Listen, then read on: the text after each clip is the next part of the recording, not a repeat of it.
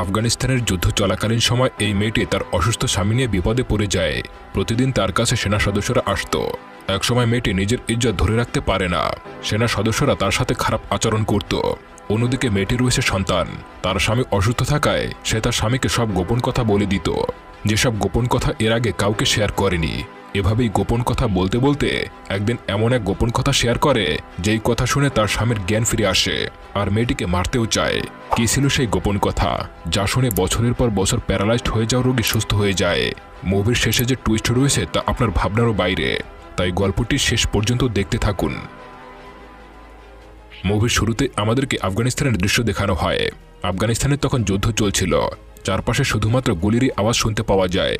এরপরে আমাদেরকে একজন মহিলাকে দেখানো হয় যার নাম ছিল ফারহানি। তার বয়স প্রায় 30-এর বেশি ছিল। এরপর তার সামনে একজন লোককে দেখানো হয়। সেই লোকটি হলো ফারহানির স্বামী। যুদ্ধের সময় তার স্বামীর গায়ে গুলি লাগে, সেজন্য সে প্যারালাইজড হয়ে ঘরে পড়ে আছে।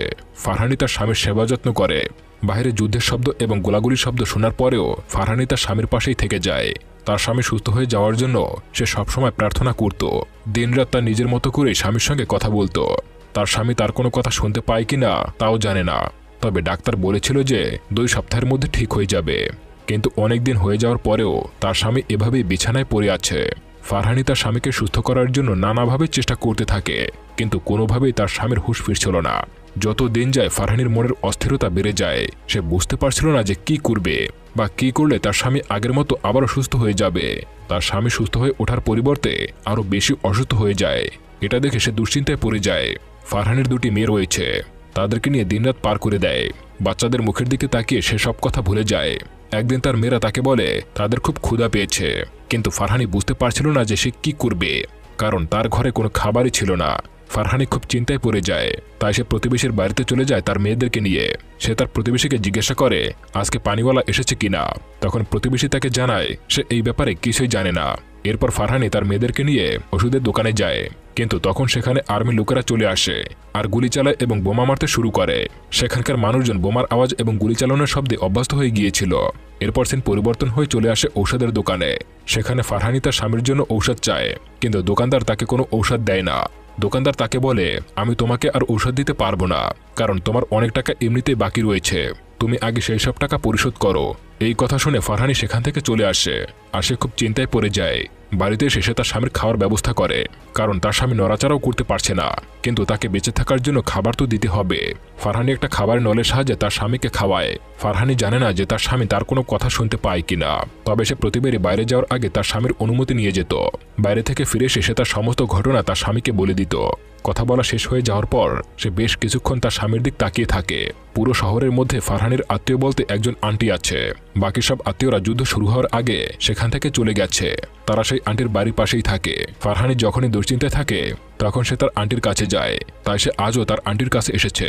ফারহানি তার আন্টির বাসায় আসে এবং দরজায় নক দিলে দরজা খোলে এক অপরিচিত বৃদ্ধ মহিলা। ফারহানি সেই বৃদ্ধ মহিলাকে তার আন্টির কথা জিজ্ঞাসা করলে সে বলে আমি জানি না তারা কোথায়, আর এই ঘরটি আমি কিনে নিয়েছি, আমি তোমাকে কোনো সাহায্য করতে পারবো না, তুমি এখান থেকে চলে যেতে পারো। এই কথা বলে সেই বৃদ্ধ মহিলা দরজা বন্ধ করে দেয়। আর এইদিকে ফারহানি ভেতর থেকে অনেক ভেঙে পড়ে, কারণ এই পুরো শহরে একদমই সে একা হয়ে গিয়েছে, তাকে সাহায্য করার মতো কেউ নেই। ফারহানি বাড়িতে গিয়ে তার স্বামীকে বলে তার আন্টিও এখান থেকে চলে গিয়েছে, এখন সে কার কাছে সাহায্য চাইবে সে কিছুই বুঝতে পারছিল না। আর এইদিকে বাচ্চারা খুবই ক্ষুধার্ত ছিল, ঘরে কোনো খাবার কিংবা পানি কিছুই ছিল না। ফারহানি তার স্বামীকে আরো বলতে থাকে যে আপনার মা আর আপনার ভাই দুজনেই শহরে চলে যায়, চলে যাওয়ার আগে একবারও আমাকে জানায়নি, বাচ্চাদের পর্যন্ত বলে যায়নি। তারা বুঝে গিয়েছে যে আপনি এখন তাদের জন্য কিছুই করতে পারবেন না, কেউ আপনার দায়িত্ব নিতে চায় না, আমরা এখন একদম একা হয়ে গিয়েছি। আর এখানে আমরা জানতে পারি যে ফারহানির স্বামী যখন সুস্থ ছিল তখন সে একজন সেনা হিসেবে যুদ্ধ করত। কোনো মিলিটারি তাদের উপরে হামলা করলে তার স্বামী সবাইকে রক্ষা করত, কিন্তু একদিন তার সাথীরাই তার কাঁধে গুলি চালিয়ে দেয়, আর তারপর থেকে তার এই অবস্থা। তাকে প্যারালাইজড হয়ে ঘরে পড়ে থাকতে হয়েছে, আর তার স্ত্রীর সন্তানরা অসহায়ের মতো দিন পার করছে। ফারহানি পুরোপুরিভাবে হতাশ হয়ে পড়ে। সে বলে তাদের সৃষ্টিকর্তা ছাড়া আর কেউ সাহায্য করতে পারবে না। সে উপরের দিক তাকিয়ে সৃষ্টিকর্তার কাছে সাহায্য চায়। ঠিক তখনই সে বাচ্চাদের কান্নার শব্দ শুনতে পায়। ফারহানি তখন মেয়েদের কাছে যায়। এরপর রাত হয়ে যায়, আর আমরা জানতে পারি যে ফারহানিদের ঘরে কোনো বিদ্যুৎ ছিল না। ফারহানি তার মেয়ের কাছে আসে। তারা ছোট থাকার কারণে কিছুই বুঝতে পারছিল না যে বাইরে কি হচ্ছে।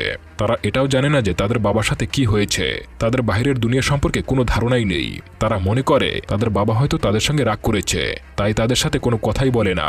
তাই তারা বারবার এই ব্যাপারে তার মায়ের কাছে জিজ্ঞাসা করে, কিন্তু তাদের মা তাদেরকে বলে না যে তার বাবার সঙ্গে কি হয়েছে।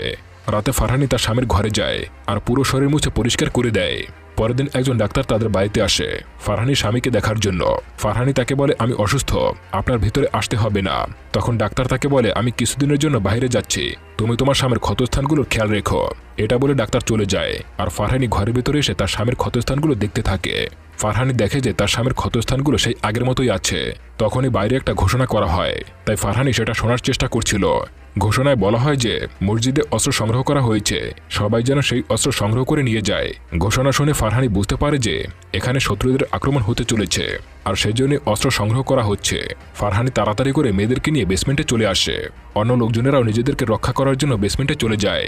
সবাই বেসমেন্টে বসে সৃষ্টিকর্তার কাছে প্রার্থনা করছিল। আর তখনই বাইরে শত্রুদের আক্রমণ শুরু হয়ে যায়। গোলাগুলির শব্দ শুনতে পাওয়া যায়, চারপাশ থেকে বোমা ফাটার শব্দ আসতেই থাকে।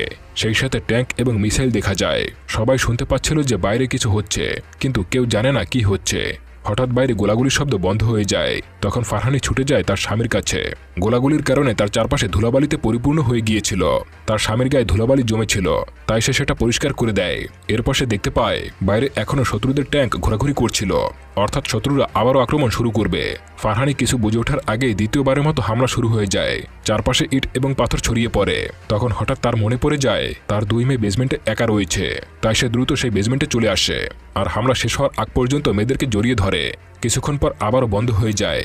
সে বাইরে এসে দেখতে পায় ঘরের অবস্থা খুবই খারাপ আর তার স্বামী সেখানেই শুয়েছিল। এর কিছুক্ষণ পর সে বেসমেন্টে যায় তার মেয়েদেরকে নিয়ে আসার জন্য। আর এইদিকে মিলিটারি লোকজন ফারহানির রুমে আসে আর তার স্বামীর দিকে বন্দুক তাক করে, কিন্তু তাকে নড়াচড়া করতে না দেখে তার হাতে থাকা ঘড়ি এবং আংটি খুলে নিয়ে যায়। এরপর পুরো ঘর তল্লাশি শুরু করে, কিন্তু পুরো ঘরে কোথাও কিছু খুঁজেই পায় না। তারা মনে করে হয়তো লোকজন মারা গিয়েছে। তবুও তারা যখন গুলি করতে যাবে তখন তারা বুঝতে পারে যে লোকটি আগে মিলিটারি ছিল, তাই তারা তাকে গুলি না করে সেখান থেকে চলে যায়। কিছুক্ষণ পর ফারহানি বাড়িতে চলে আসে। ঘরের অবস্থা দেখে সে বুঝতে পারে যে এখানে অনেক লোক এসেছিল আর তারা তাদের পুরো ঘরে তল্লাশি করেছে, কিন্তু ফারহানি তার স্বামীকে জীবিত দেখে খুবই খুশি হয়। তখনই ফারহানি জানতে পারে যে তাদের প্রতিবেশীকে মেরে ফেলা হয়েছে, আর এটা শুনে ফারহানি কষ্ট পায়। এটা বুঝতে পারে যে এই লড়াই এত তাড়াতাড়ি শেষ হবে না। প্রতিদিন মৃত্যুর ভয় নিয়ে তাদেরকে বাঁচতে হবে, তাদের প্রতিটা মুহূর্ত সতর্ক থাকতে হবে। কিন্তু সে তার সন্তানদেরকে এই পরিস্থিতির মধ্যে রাখতে চাইছিল না, তাই সে তার দুই মেয়েকে নিয়ে সেখান থেকে বেরিয়ে যায় আর তার আন্টি যেখানে থাকতো সেখানে চলে যায়। ঘরের দরজা ধাক্কা দিলে আবারও সেই বৃদ্ধ মহিলা দরজা খুলে দেয়। সে বৃদ্ধ মহিলা বলে, আমি তোমাকে আগেই বলেছি আমি তোমাদেরকে কোনো সাহায্য করতে পারবো না, তুমি এখান থেকে চলে যাও। কিন্তু ফারহানি কোনো কথাই শোনে না। সে দরজার সামনে বসে পড়ে। ফারহানিকে দেখে বৃদ্ধের মনে খুব দয়া হয়, তাই সে ফারহানিকে একটা চিঠি দেয়। সেই চিরকুটে একটা হোটেলের ঠিকানা দেওয়া আছে যেখানে তার আন্টি থাকে, তাই সে তার সন্তানদেরকে নিয়ে সেই হোটেলে চলে যায়। আর এখানে আমরা জানতে পারি ফারহানির আন্টি একজন প্রস্টিটিউট। ফারহানির আন্টি তাকে এবং তার মেয়েদেরকে দেখে খুব খুশি হয়। ফারহানি তার আন্টিকে মিলিটারিদের আক্রমণের বিষয়ে সব খুলে বলে। সে তাকে বলে এখন তার মেয়েদেরকে বাড়িতে রাখা নিরাপদ নয়, তাই সে কিছুদিনের জন্য তার বাচ্চাদেরকে এখানে রেখে দিতে চায়। তার আন্টি বলে, ঠিক আছে, কোনো সমস্যা নেই, আমি ওদেরকে এখানে আমার সঙ্গে রেখে দেব। ফারহানি তার আন্টিকে জিজ্ঞাসা করে, আপনি কিভাবে এই পেশায় জড়িত হয়ে গেলেন? তার আন্টি বলে, অনেক ছোট বয়সে আমার বিয়ে হয়ে যায়। বিয়ের অনেক বছর হয়ে যাওয়ার পরও আমার কোনো সন্তান হয় না। সন্তান না হওয়ার বিষয়টা যখন সবার সামনে চলে আসে তখন থেকে প্রতিদিন রাতে আমার শ্বশুর আমার সঙ্গে জোর করত। এভাবে অনেক বছর চলে যায়। এই নির্যাতন সহ্য করতে না পেরে আমি আমার শ্বশুরকে মেরে ফেলি, আর এরপরে আমি সেখান থেকে পালিয়ে যাই। এখানে আসার পর আমি আমার নিজের মতো করে চলতে পারি, আমি এখন সম্পূর্ণ স্বাধীন। এরপর আন্টি ফারহানিকে কিছু টাকা দেয়। ফারহানি তার বাচ্চাদেরকে আন্টির কাছে রেখে বাড়িতে চলে আসে, কারণ তার স্বামীর যত্নের প্রয়োজন। সে তার স্বামীকে তার জীবনের এক এক করে ঘটে যাওয়া সব কথা শেয়ার করে। ফারহানি বলে, আমাদের বিয়ের 10 বছর হয়ে গেছে, কিন্তু আপনি কখনোই আমার সৌন্দর্যের প্রশংসা করেননি, কখনোই বলেননি যে আমাকে আপনার ভালো লাগে, বরং আপনার ভাইয়েরা আপনার থেকেও বেশি প্রশংসা করেছে। আমি কখনোই নিজের প্রয়োজনে আপনাকে কাছে পাইনি। সবসময় রাতে আপনি আমার সঙ্গে জোর করতেন। আপনার ভাইয়েরা জানতো যে এখানে যুদ্ধ শুরু হবে, তাই আপনার ভাইয়েরা আপনার মাকে নিয়ে এখান থেকে চলে গেছে। হয়তো আপনিও জানতেন যে এই জায়গাটা নিরাপদ নয়, যে কোনো সময় এখানে শত্রুরা আক্রমণ করতে পারে, কিন্তু এটা জানার পরেও আপনি কখনোই আমাকে কিছু বলেননি, আমাকে নিরাপদ জায়গায় নিয়ে যাওয়ার প্রয়োজন বোধ করেননি। আপনার কাছে আমার কোনো গুরুত্বই ছিল না, সেটা আমি জানি, কিন্তু আপনার যে দুটো মেয়ে আছে আপনি তাদের ব্যাপারেও কোনোদিনও ভাবেননি। কি বন্ধুরা, বিরক্ত হচ্ছেন? আসলে এই কথাগুলোর মাধ্যমে পুরো গল্পটা ফুটে উঠেছে, তাই ধৈর্য সহকারে দেখতে থাকুন।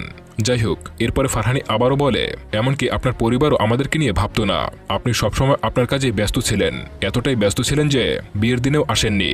আমার বিয়েটা পর্যন্ত আপনার ছবির সঙ্গেই হয়েছিল।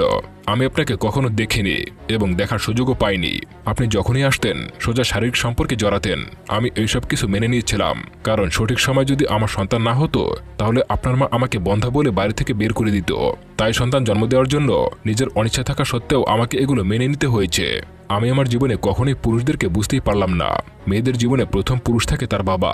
বাবাকে দেখে তারা বুঝতে পারে যে পুরুষ কিরকমের হয়। আমার বাবাও ভালো মানুষ ছিলেন না। তার পাখি পালনের খুব শখ ছিল। তিনি পাখিদের লড়াইয়ের জন্য প্রশিক্ষণ দিতেন আর সেগুলোকে দিয়ে লড়াই করাতেন। আর এভাবেই সে তার সব টাকা পাখিদের পেছনে বাজি ধরে শেষ করে দিতেন। বাজিতে হেরে টাকা পয়সা শেষ করে বাড়িতে ফিরে আমার মাকে প্রচুর মারতেন। আমি সবসময় এটাই দেখেছি, পুরুষ সবসময় কঠোর এবং নিষ্ঠুর হয়ে থাকে। তারা সবসময় নিজের মর্জি অনুযায়ী চলে, কারো উপর হাত তুলতে তারা দুবার ভাবে না। এটা আমি আমার বাবাকে দেখেই বুঝেছিলাম। আমার বাবা প্রচণ্ড জুয়ারি ছিল। জুয়ার পেছনে এক এক করে সবকিছু নষ্ট করে ফেলেছিলেন। সবকিছু শেষ করে দিয়ে সে শান্ত হয় না। জুয়ার ঘরে সে তার নিজের বড় মেয়েকে বাজি ধরে, কিন্তু সেই বাজিতেও হেরে যায়। আমার বাবা তার 12 বছর বয়সী মেয়েকে ওই বুড়ো লোকের সাথে রাত কাটাতে বাধ্য করে। এসব দেখে আমি ভীষণ ভয় পেয়ে গিয়েছিলাম। আমি বুঝে গিয়েছিলাম বাবা হয়তো এরপর আমাকে বাজি ধরবেন। তাই আমি আমার বাবাকে জুয়া খেলা সেই পাখিদেরকে খাঁচা থেকে বের করে বিড়ালের সামনে রেখে দেই। বিড়াল সেই পাখিদেরকে মেরে ফেলতো। বিয়ের পরেও আমার দুশ্চিন্তা আর সমস্যা শেষ হয়নি। কখনো কখনো আমি ভাবি, যদি বিয়ের সময় আপনার মৃত্যু হয়ে যেত তাহলে আপনার কোনো ভাইয়ের সঙ্গে আমার বিয়ে হতো, তাহলে হয়তো আমি বেশি নিরাপদে থাকতাম। এটা বলে ফারহানি সেখান থেকে চলে যায়। সিন পরিবর্তন হয়ে চলে আসে ফারহানির আন্টির কাছে। সে তার আন্টির কাছে এসে তাকে বলে সে তার স্বামীর সাথে দিনরাত পাগলের মতো একা একা কথা বলে। সে তার জীবনের প্রতিটা ঘটনা তার স্বামীকে জানায়। সে জানেও না সে তার কথা শোনে কিনা। ফারহানির কথা শুনে আন্টি তাকে একটা কাহিনী বলে। একটা পাথর ছিল যাকে লোকজন তাদের জীবনের সব কথা শোনাতো। মানুষজন তাদের সব গোপন কথা সেই পাথরটির সঙ্গে শেয়ার করত। যতক্ষণ পর্যন্ত না তাদের মনের কথা শেষ হতো ততক্ষণ পর্যন্ত তারা সেই পাথরের সাথে কথা বলতো। যখনই তাদের মনের কথা সব শেষ হয়ে যেত তখনই সেই পাথর ভেঙে টুকরো টুকরো হয়ে যেত। আর মানুষের মন এভাবেই হালকা হয়ে যেত। লোকে বলে যখন কোনো মানুষ এরকমের প্যারালাইজড হয়ে যায় তখন সেও পেশেন্ট স্টোনের মতো হয়ে যায়। তোমার স্বামী হয়তো এই পাথরের মতো হয়ে গেছে। ফারহানি তখন বুঝতে পারে তার স্বামী এখন পাথর হয়ে গেছে। তার কাছে এখন তার সব গোপন কথা শেয়ার করতে পারবে। পরদিন যখন সে তার স্বামীর কাছে যায় তখন গোসল করিয়ে দেয়। আর বিবাহিত জীবনের 10 বছর পর সে তার স্বামীকে প্রথমবারের মতো ভালোবাসার সহিত কিস করে। এরপরে সে একা একাই কথা বলতে থাকে। আমার সেই বিবাহিত জীবনের প্রথম রাতের কথা মনে পড়ে যায়। কতটা অমানবিক ছিল সেই রাত, যেখানে আমি প্রস্তুত ছিলাম না।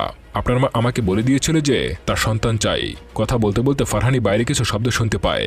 তখন বাইরে তাকাতেই দেখতে পায় তার প্রতিবেশীরা একটা লাশ দাফন করছে। তখনই ডাক্তার চলে আসে, কিন্তু ফারহানি ডাক্তারকে ভেতরে আসতে দেয় না, কারণ ডাক্তারকে দেওয়ার মতো কোনো টাকাই তার কাছে ছিল না। তাই ডাক্তারকে ফিরিয়ে দেয়। তখন সে ঘরে এসে জানতে পারে এই এলাকায় কিছু সিপাহী চলে এসেছে আর তার স্বামী একসময় মিলিটারি ছিল। এই খবর যদি তারা জানতে পারে তাহলে তার স্বামীকে মেরে ফেলবে। তাই সে তার স্বামীকে বালিশ আর খাতা কম্বল দিয়ে ঢেকে রাখে। কিছুক্ষণ পর সেখানে দুজন লোক আসে। তাদের মধ্যে একজন ছিল কমান্ডার আর একজন সিপাহী। তারা ফারহানির ঘর তল্লাশি করতে শুরু করে। এদেরকে দেখে ফারহানি অনেক ভয় পেয়ে যায়। তখন ফারহানি মনে করে তারা তার সাথে বাজে কিছু করবে। তাই সে বুদ্ধি করে আগে থেকেই বলে ফেলে আমি একজন খারাপ মহিলা। তখন ওই কমান্ডার বলে, হাই আমি এ কি করলাম, তোমার মতো নাপাক মহিলার ঘরে কেন আসলাম। তারা মহিলার দিকে থুতু ছুঁড়ে মারে আর সেখান থেকে চলে যায়। এরপরে ফারহানি ঘুমিয়ে যায়। সকাল হলে ফারহানি আবারও দরজায় ঢকঢক আওয়াজ শুনতে পায়। সে দরজাটা খুলে দেখতে পায় গতকালকের সিপাহীটা আবারও চলে এসেছে। সিপাহীর বয়স অনেক কম। সে কোনোদিনও কোনো মহিলার সঙ্গে ঘনিষ্ঠ হয়নি, তাই সে এর সাথে ঘনিষ্ঠ হতে চায়। সিপাহী তার পকেট থেকে অনেকগুলো টাকা ফারহানিকে ছুঁড়ে মারে আর তার সঙ্গে খারাপ আচরণ করতে শুরু করে। ফারহানি তাকে অনেক বাধা দেয়, কিন্তু সে শোনে না। সিপাহী চলে যাওয়ার পর ফারহানি অনেক কাঁদতে থাকে। তখন দেখতে পায় তার ঘরে অনেক টাকা পড়ে আছে আর এই সময় তার টাকার অনেক দরকার।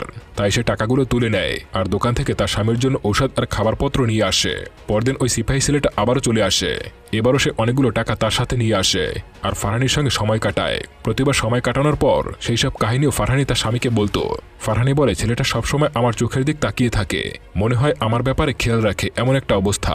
ফারহানি ছেলেটার ব্যাপারে কিছুই লুকায় না। ছেলেটির ব্যাপারে যা যা ভাবে সব তার স্বামীকে বলে দেয়। একদিন ফারহানি যখন বাইরে থেকে আসে তখন সে দেখতে পায় তার ঘরের চালাটা কেউ ঠিক করে দিয়েছে। এতে করে ফারহানি বুঝতে পারে এটা সেই ছেলেটার কাজ। পরদিন ছেলেটি আবারও আসে আর ফারহানিকে বলে আমি শুধুমাত্র কিছু সময়ের জন্য আপনার সামনে বসতে চাই। এরপর ছেলেটি তার শরীরের শার্ট খুলে দেখায় কত আঘাত রয়েছে সেখানে। ছেলেটি বলে আমি অনাথ, কিছুদিন হলো জয়েন করেছি। কমান্ডার সবসময় সিগারেট খেয়ে তার ছেঁকা দিত আমার শরীরে। আমি কিছুই বলতে পারতাম না, জীবনে কখনো ভালোবাসা পাইনি। এসব বলে ছেলেটি কেঁদে দেয়। ফারহানি তখন ছেলেটিকে জড়িয়ে ধরে সেও কেঁদে ফেলে। সে বুঝতে পারে এই দুনিয়ায় সে একাই কঠিন জীবনযাপন করছে না, তার মতো আরও অনেকেই এরকমের জীবনযাপন করছে। পরদিন সকালে ফারহানি দেখতে পায় তার ঘরের সামনে কিছু ফল রেখে যাওয়া হয়েছে, আর সেই সঙ্গে একটা স্বর্ণের চেনও দেখতে পায়। ফারহানি সেটা দেখে খুব খুশি হয়। সে এসব বিষয় তার স্বামীর সাথে শেয়ার করে। ফারহানি তখন বুঝতে পারে সেও ছেলেটির প্রতি দুর্বল হয়ে যাচ্ছে, কিন্তু এটা ছিল তার চরম ভুল। তাই সে সৃষ্টিকর্তার কাছে ক্ষমা চায়। একদিন ফারহানি তার স্বামীকে বলে, আমি আমার জীবনের শেষ গোপন কথাটা আপনাকে জানাতে চাই। ফারহানি তাকে বলে, আমি যখন প্রেগনেন্ট ছিলাম তখন আমার 2 সন্তানকে মেরে ফেলতে চেয়েছিলাম, কারণ ওই 2 সন্তান আপনার ছিল না। আমি অনেক আগেই বুঝে গিয়েছিলাম আপনি সন্তান জন্মদানে অক্ষম, কিন্তু আপনার মা এই কথাগুলো মানতেন না। তিনি আমাকে বলেই দিয়েছিলেন বাচ্চা না হলে সে আমাকে ঘর থেকে বের করে দিবেন। তখন আমি উপায় না পেয়ে আন্টির কাছে গিয়েছিলাম, আর সে আমাকে এই ব্যাপারে সাহায্য করেছে। আপনার মা ভাবতো আমি ডাক্তারের কাছে যাচ্ছি, কিন্তু আমি গিয়েছিলাম অন্য পুরুষের সঙ্গে। অতঃপর আমি প্রেগনেন্ট হয়ে যাই। এই 2 মেয়ের একজনও আপনার সন্তান নয়। আমিও জানি না ওদের বাবা কে। এই কথা শুনে প্রথমবারের মতো ফারহানির স্বামীর হুঁশ ফেরে, আর সে ফারহানিকে মারার জন্য গলা চেপে ধরে। তখন ফারহানি নিজে বাঁচার জন্য ছুরি দিয়ে আঘাত করে এবং স্বামীকে মেরে ফেলে। ফারহানি কিছু সময়ের জন্য মনে করে তার স্বামী ছিল পেশেন্ট স্টোন, যাকে সব সিক্রেট বলা যায়। সে তার মৃত্যুর সাথে সাথে ফারহানির জীবনের সব গোপন কথা সাথে করে নিয়ে গেছে, আর ফারহানি তার জীবনের সব ভুল আর গোপনীয়তার বন্ধন থেকে মুক্তি লাভ করে। তখন সেখানে সিপাহী চলে আসে, দেখতে পায় সে তার স্বামীকে মেরে ফেলেছে, আর সে বুঝতে পারে মেয়েটি এখন মুক্ত হয়ে গেছে। এখন যদি কেউ তার সঙ্গে অন্যায় করতে চায় তাহলে সে প্রতিবাদ করবে। আর এখানেই এই সিনেমাটার গল্প শেষ হয়ে যায়। বন্ধুরা, কেমন লাগলো আজকের গল্পটা? ভালো লাগলো অবশ্যই কমেন্ট করে জানাবেন। আর চ্যানেলটি সাবস্ক্রাইব করে না থাকলে এখনই সাবস্ক্রাইব করুন। আর আপনি যদি অলরেডি সাবস্ক্রাইব করেই থাকেন তাহলে আপনাকে অসংখ্য ধন্যবাদ।